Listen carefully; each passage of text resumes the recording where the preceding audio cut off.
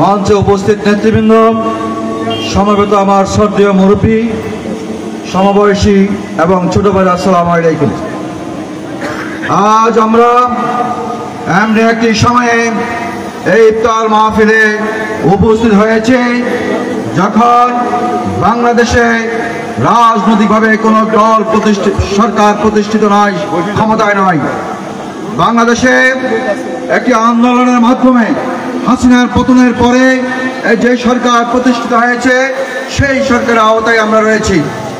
এই তত্ত্বাবধায়ক সরকার নয়, অন্তর্বর্তীকালীন সরকারের আওতায় আমরা রয়েছি। আমরা আন্দোলন করেছিলাম তত্ত্বাবধায়ক সরকারের জন্য। যাই হোক, এই অন্তর্বর্তীকালীন সরকারের যে কাজ সেটা হচ্ছে একটি নির্বাচন দেওয়ার জন্য, আর সেই নির্বাচন যাতে করে খুব দ্রুত সম্পন্ন হয় তার জন্য বাংলাদেশ জাতীয়তাবাদী দল বিএনপি সহ বিএনপির সমমনা রাজনৈতিক দলগুলো চেষ্টা করে যাচ্ছে। এর মধ্যে নির্বাচন যাতে করে সঠিক সময় না হতে পারে তার জন্য আরো কিছু রাজনৈতিক দল সেইখানে পায়তারা করছে। অপরদিকে বাংলাদেশের বিভিন্ন পর্যায় নিয়ে ষড়যন্ত্র অব্যাহত রয়েছে।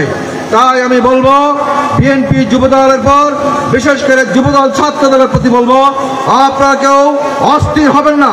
আপনারা কেউ এত বেশি কামাই রুজি করবার জন্য খুব অস্থির হওয়া যাবে না। যাতে করে দল ক্ষতিগ্রস্ত হয় এমন কোনো কর্মকাণ্ড করা যাবে না। আপনাদেরকে মাথায় রাখতে হবে সামনে আপনাদের সম্মুখে বিশাল একটি প্রতিযোগিতামূলক নির্বাচন আছে, আর সেই নির্বাচনে জনগণের দ্বার প্রান্তে আপনাদেরকে যেতে হবে। নারী পুরুষ থেকে শুরু করে কামার কুমার, ছেলে তাঁতি, হিন্দু মুসলমান প্রত্যেকের ভোটের আমাদের প্রয়োজন রয়েছে। তাই প্রত্যেক শ্রেণী পেশার মানুষকে নিরাপত্তা দিয়ে, নিশ্চিততা দিয়ে, সম্মান দিয়ে আমরা তাদেরকে এলাকায় বসবাস করার মতন সেই পরিবেশ বিএনপির নেতৃত্বে থাকতে হবে, যাতে করে মানুষ আমাদের প্রতি আস্থা রাখতে পারে। আমি আজকে বলতে চাই, আপনারা যারা এখন থেকে আপনারা বিষয়টি উৎসাহিত হয়ে যাচ্ছেন কিছু রোজগার করার জন্য অন্যায় পথে মানুষকে চোখ রাঙাচ্ছেন, বলে দিলাম চোখ রাঙায় যদি কোনো আত্মপর্জন করতে চান দল আপনার প্রতি চোখ রাঙে আপনাকে দল থেকে বহিষ্কার করা হবে। সুতরাং চোখ রাঙে কারো অর্থবিত্ত মালিক হবেন না এবং মালিক হওয়ার জন্য চেষ্টা করবেন না।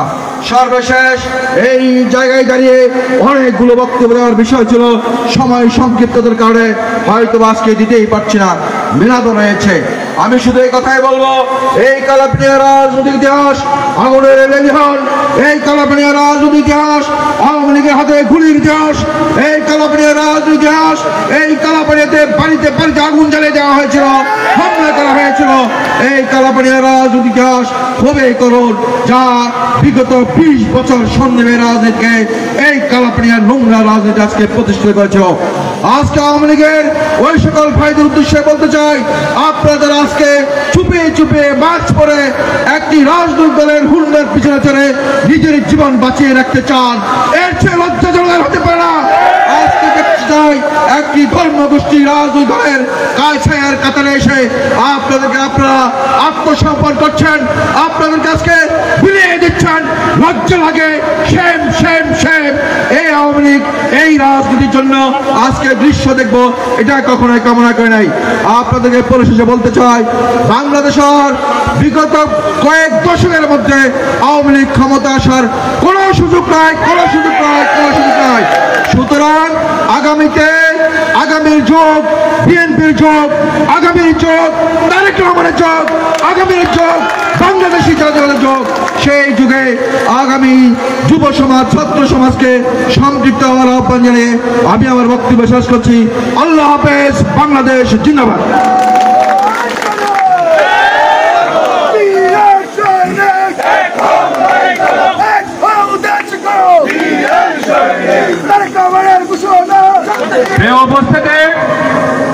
এতক্ষণ আমাদের মাঝে